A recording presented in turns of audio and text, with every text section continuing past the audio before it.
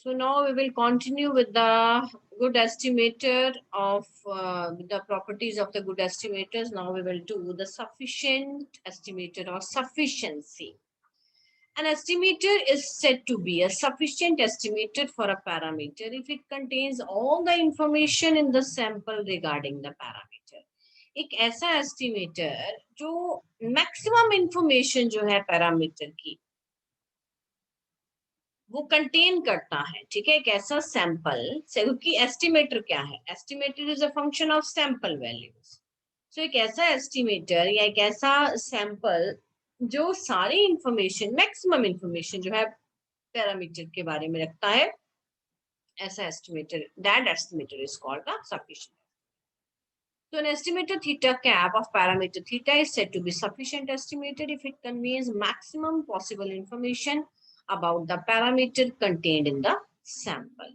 कि सैंपल में पैरामीटर के बारे में जितनी मैक्सिमम पॉसिबल इंफॉर्मेशन वो कन्वे कर सकता है, कैसा estimator, that is called a sufficient estimator.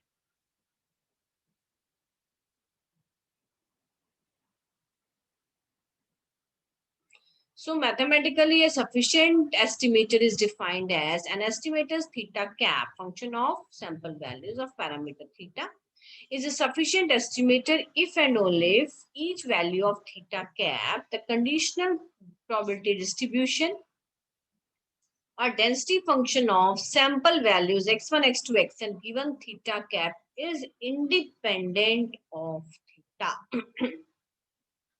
Conditional density function of the sample values.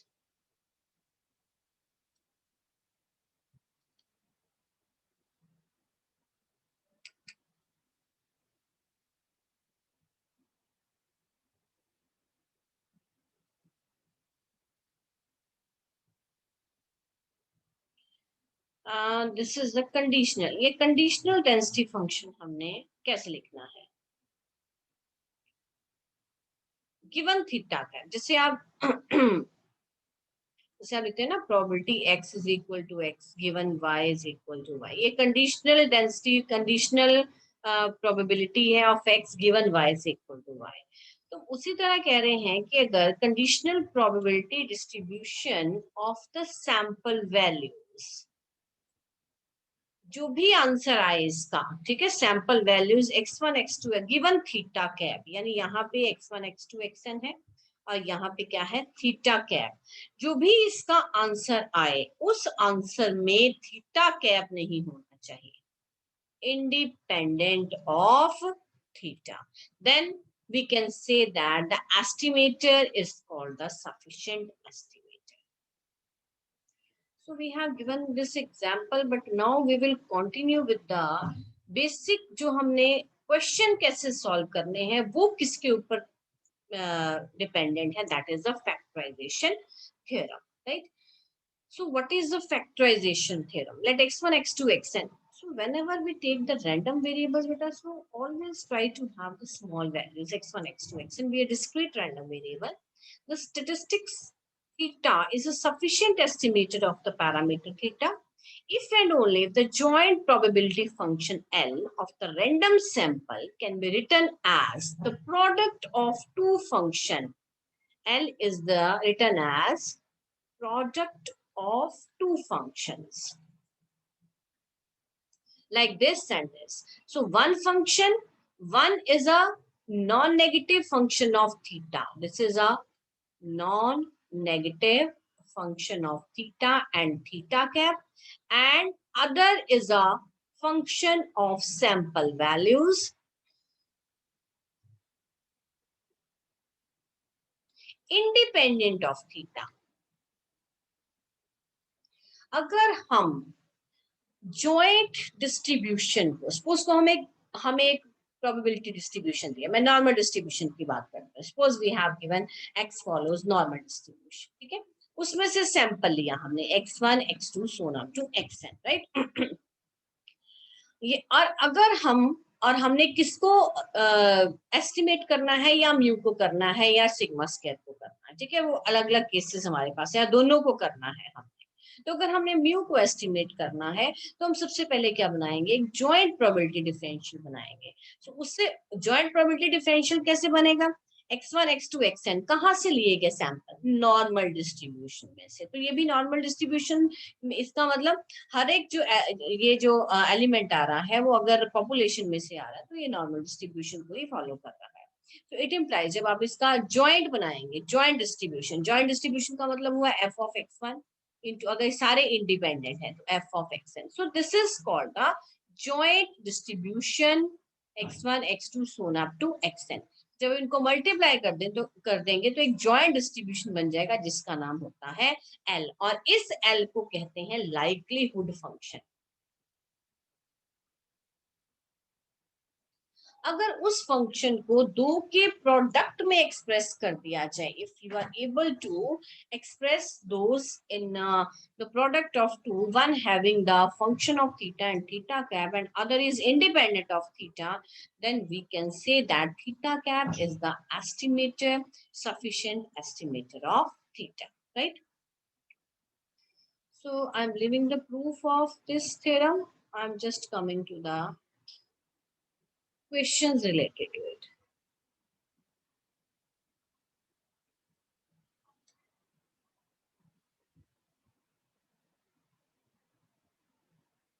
So actually this result they have taken for the discrete random variables, लेकिन मैंने जो आपको भी एग्जांपल दिया है वो कॉन्टिन्यूस के लिए, तो रिजल्ट कॉन्टिन्यूस के लिए भी होल्ड करेगा।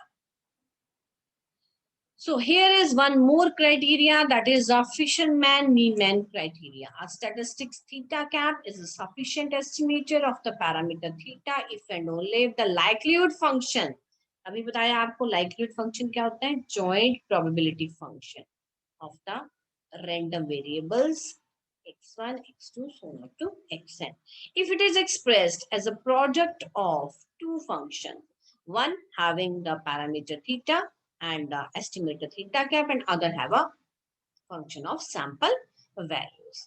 So in this way we can prove that the estimator is a sufficient estimator. So let's do some example. In case of Gaussian distribution, prove that sample mean x bar, जो कौन है, theta cap, it is a sufficient estimator of the population. तो सबसे पहला काम क्या है, पहले इसका पैरामीटर चेक करें क्या है।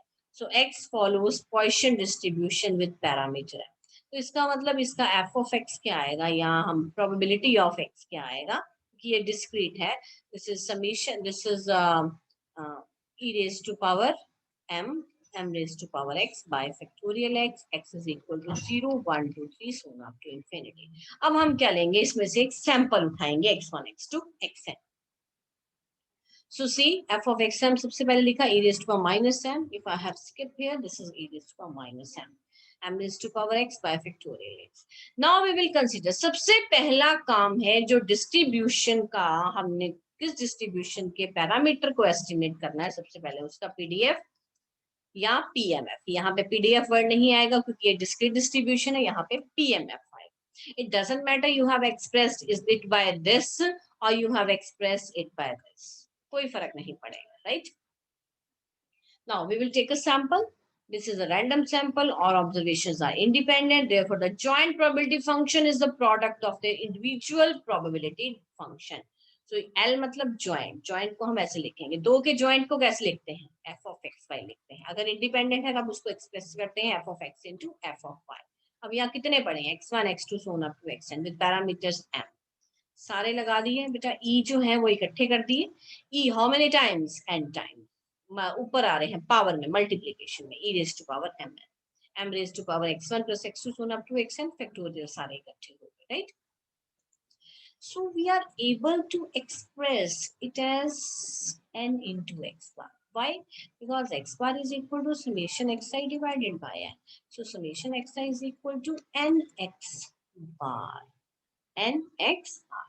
तो दिस इज अ फंक्शन, ये एक ऐसा फंक्शन है जिसमें ये देखो पैरामीटर आ रहा है, राइट, और एक क्या आ रहा है, सैंपल मीन आ रहा है।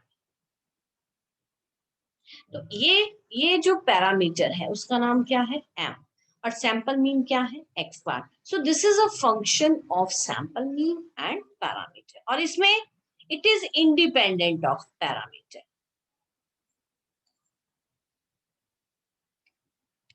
So we have expressed L as a function product of two function, one having the function of parameter theta and theta cap. तो यहाँ पे m कौन है बच्चे, theta. x बार क्या है, theta cap. So actually you have this is equal to L theta theta cap, and L2 it is a function of sample values. So therefore we have expressed like that. Therefore x bar is the sufficient estimator of the, hence the sample mean x bar is a sufficient estimator of the population mean. Population कौन है यहाँ पे population कौन सी है, Poisson distribution की, ठीक है. और Poisson distribution का mean कितना है, m होता है, right? In case of the binomial distribution, sample probability is a sufficient estimator of the population probability. Sample mean आ सकता है बेटा यहाँ पे, we can say sample mean here, not sample probability, word गलत हो जाएगा. Sample mean, population mean. In case of normal distribution, sample mean is a sufficient estimator of the population. So let's do one more example.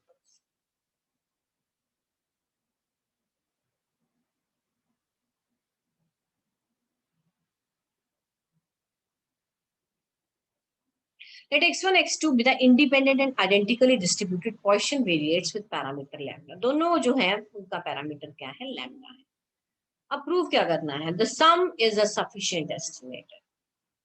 हमें पता है by the Poisson property, one is a Poisson estimator, second is a Poisson Poisson variate, तो their sum is also a Poisson variate, और ये दोनों add हो जाएंगे with parameter 2 lambda. Now अब यहाँ पे हमने क्या किया, यहाँ पे देखो, यहाँ एक्चुअली x1 प्लस x2 अगर आपके पास हमने इसको प्रूव करना है ना, इसकी जो दो तरीके हो सकते हैं इस क्वेश्चन को करने के.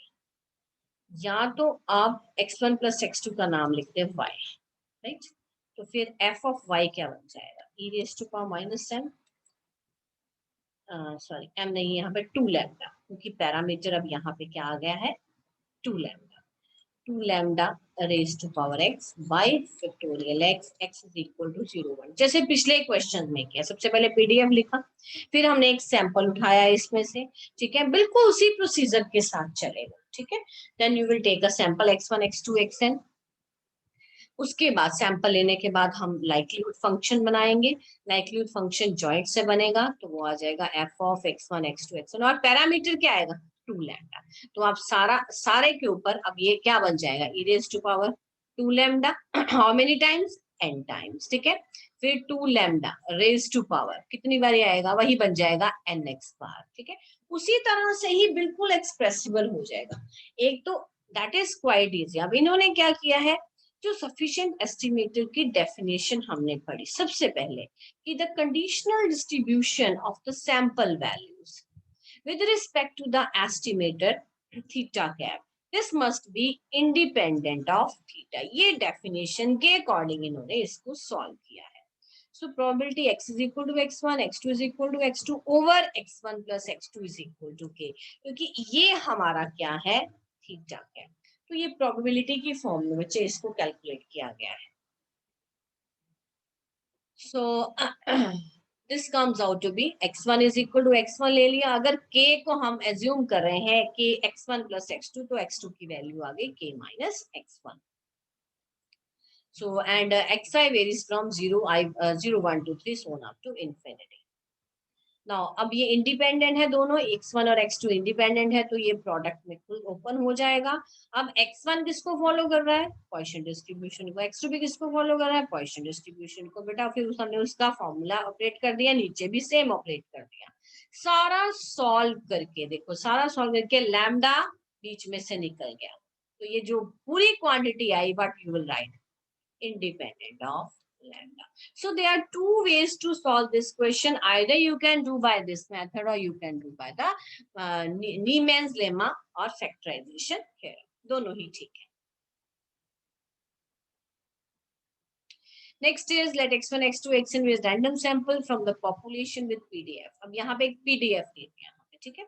Now we want to prove that this is a sufficient estimator of the procedures। Let the joint, अब random sample पहले ही दिया हुआ, पिछले क्वेश्चन में सैंपल की बात नहीं की, तो उसमें सबसे पहला स्टेप PDF लिख के सैंपल लिया। So the अब इसमें फर्स्ट स्टेप क्या आ जाएगा, the joint PDF of x1 x2 xn, that is L is equal to f of, this is what, this is the joint probability distribution, right? This is pi I running from 1 to n f of xi theta। so बेटा जब आप इसको लगाएंगे, अब ये product में आएगा सारा, देखो theta x1 theta minus 1, theta x2 theta minus 1, theta xn theta minus 1, ठीक है जी। So how many times theta? Theta raised to power n। अब ये सारा प्रोडक्ट में आ जाएगा, इसको प्रोडक्ट में लिख दीजिए, ये लीजिए, ठीक है, ये बन गया। अब इसको कैसे, क्योंकि मुझे हमें पाई बनाना है, इसको दो के प्रोडक्ट में लिखना है, तो एक थीटा ये हमने इकट्ठा कर लिया, इसकी पावर कितनी थी, -1 थी ना, तो ये वाला -1, ये पावर 1 बन गई, नीचे डिनोमिनेटर में आ गई। So this is a function, this is a product of two function, one having theta n and ये कौन है, ये हमारा थीटा, थीटा कैप है, ये किसका काम कर रहा है, थीटा कैप का, and this is a function of sample value। So therefore pi I running from 1 to n is a function, is a sufficient estimator of theta। अब नॉर्मल पॉपुलेशन की बात करेंगे। Let x1 x2 xn be a random sample from normal population। prove that sample mean with known variance। इसका मतलब सिर्फ एक ही चीज को एस्टिमेट करना है, किसको, म्यू को, क्योंकि वेरिएंस हमें दिया हुआ है, तो इसमें वेरिएंस जो है वो अननोन नहीं है, it's not a parameter. So we have to prove that x bar is a sufficient estimator of mu। तो सबसे पहले हम जॉइंट पीडीएफ लिख लेंगे। अब देखिए जॉइंट पीडीएफ ये कैसे बना, ये सारे खोल दिए ना। अब जब आप इसको खोलोगे, that is 1 by sigma under 2 pi e raised to power -1 by 2 x1 minus mu by sigma whole square, then 1 by under root sigma under 2 pi e raised to power -1 by 2 x2 minus mu by sigma। कितने हैं, कहाँ तक चलेंगे ये, 1 by sigma under root 2 pi e raised to power -1 by 2 xn minus mu by sigma whole square। ठीक है, clear, ठीक है बच्चे। सो अब ये कितनी बारी रिपीट होते हैं, n मल्टीप्लीकेशन में, तो इनके ऊपर पावर लग गई n, और ये सारी e की पावर सम अप हो गया, राइट। अब हम इसको पहले हम इसको सॉल्व करेंगे, ये summation i running from 1 to n xi minus mu को सॉल्व करेंगे। प्रूफ क्या करना है, x बार लेके आना है, क्योंकि x बार सैंपल मीन का काम कर रहा है, तो x बार हमने इंट्रोड्यूस कर दिया, इंट्रोड्यूस करके स्क्वायर खोला, a square plus b square minus 2ab। so when the sum of the square, when of the deviations are taken from arithmetic mean, this is equal to 0, ये हमें पता है। अब इसमें से सैंपल मीन भी कांस्टेंट है, म्यू भी कांस्टेंट है, तो ये सारा इधर आ जाएगा, ठीक है। आप इसको इस तरह से लिखेंगे, x bar minus mu summation i running from 1 to n, यहाँ पे बन जाएगा how many times, n times, तो यहाँ पे n आ जाएगा। So we are left with this, ठीक है। अब इसकी सारी वैल्यू हम उस L में पुट कर देंगे। सो हमने पुट कर दी, पुट करने के बाद अब हम दो पार्ट्स में इसको डिवाइड करेंगे, एक हिस्से में x बार और म्यू आ जाएगा, एक हिस्से में चाहे x बार आए चाहे x1 x2 xn आए, कोई फर्क नहीं पड़ता, लेकिन उसमें म्यू नहीं आना चाहिए। सो अब इसको सेपरेट किया, 1 by sigma under 2 pi, इसको लिख दिया, ये देखो n है ना हमारे पास, और यहाँ हमने ले लिया -1 +1, इसका मतलब एक यहाँ पे आप इंट्रोड्यूस करेंगे -1 +1, एक पावर यहाँ रह गई और एक यहाँ रह गई, ठीक है। और फिर -1 by 2 सिग्मा स्क्वायर, ये वाला ये यहाँ पे फिट कर दिया, इसको हमने लिखा थोड़ा और एलेबोरेट कर देती हूँ।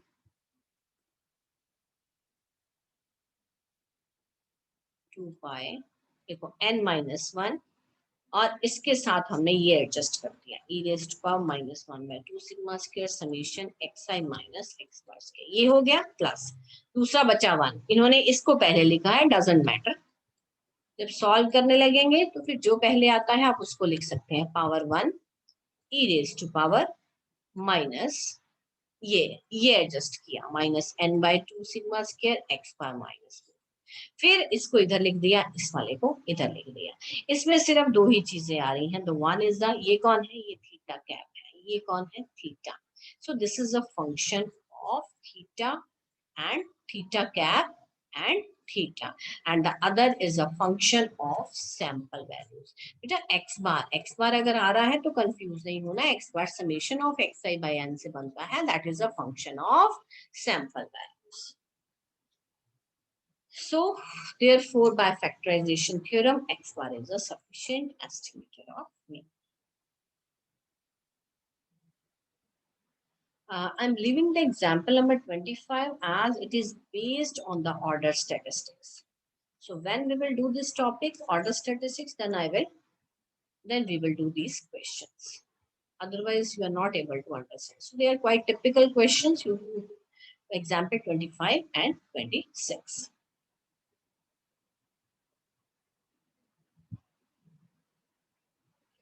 Next, we will do the property of completeness in estimation.